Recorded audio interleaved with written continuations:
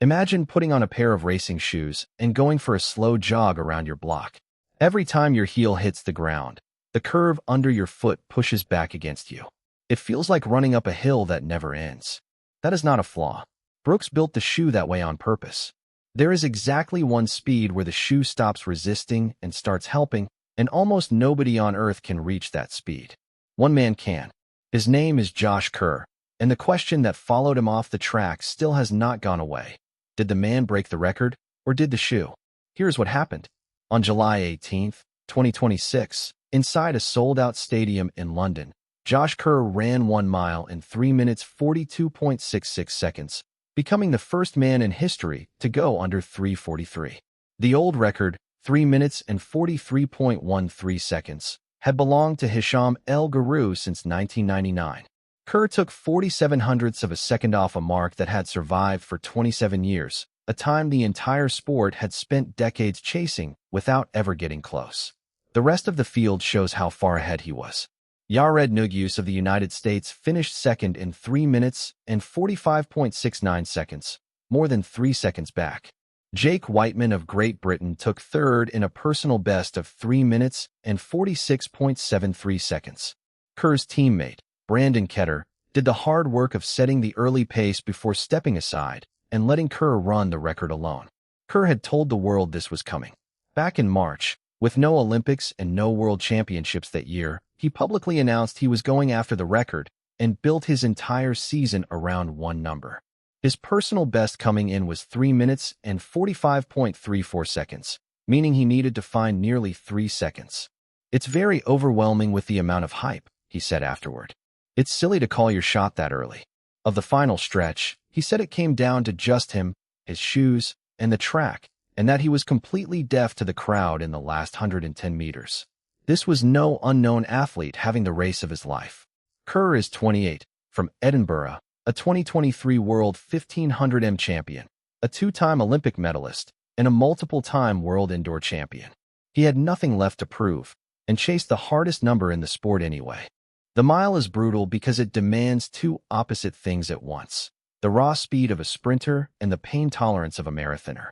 For laps, each near 55 seconds, no resting, no easing off.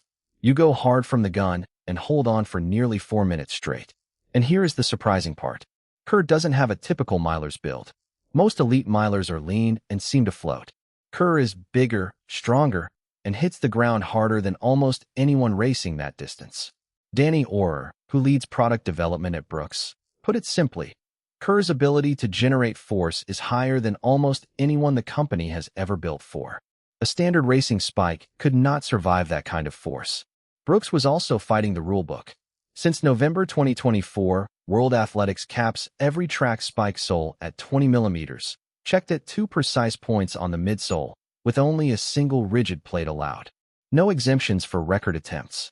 So Brooks built the sole with an extreme curve, like the profile of a bicycle tire. Orr explained it to reporters beforehand. An average runner jogging in these shoes would feel the curve fight them, heel striking first against a steep rocker that barely gives. You'd burn energy and go nowhere.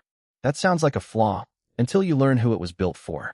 At around 26 kilometers per hour, close to Kerr's actual race pace, everything flips.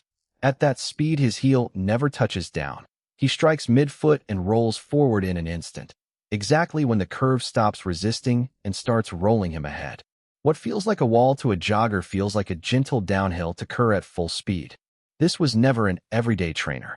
It was built for one job, one speed, one man, one night. Then comes the engineering. Brooks used finite element analysis, the same simulation technology used to design aircraft parts and race cars, predicting exactly how materials bend and flex under load.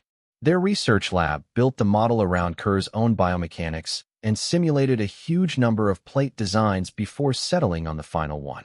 The carbon fiber plate is the stiffest Brooks has ever made, tuned to Kerr's exact force.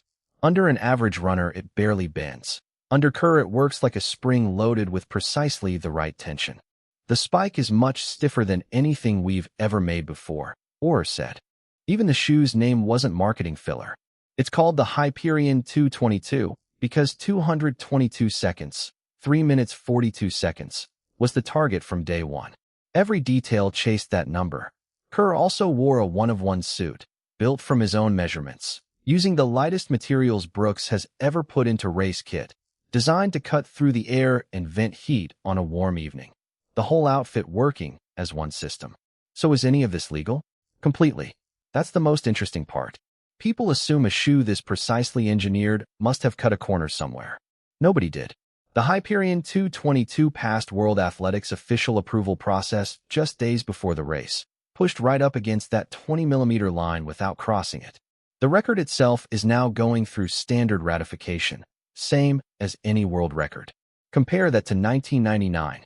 El Guerrouj ran his record in ordinary foam and off-the-shelf spikes. No carbon plate, no computer modeling, no personal biomechanical data fed into aerospace software. Just training, talent, and whatever shoes existed. And here's the detail that should stop you. That 1999 record survived everything that came after it. Carbon plates arrived. Super foams arrived. Marathon times collapsed as athletes ran 26.2 miles in shoes that would have looked like science fiction in 1999. Through all of that, the mile record didn't move for 27 years. It took a shoe built for one man, at one speed, for one race, to finally shift it by less than half a second, which tells you where the credit really belongs. The technology helped. Brooks doesn't pretend otherwise. But technology alone was never enough, or that record would have fallen a decade ago. Josh Kerr still had to run 4 laps at 55 seconds apiece, with a home crowd screaming and the whole sport watching him try to do exactly what he'd promised months before.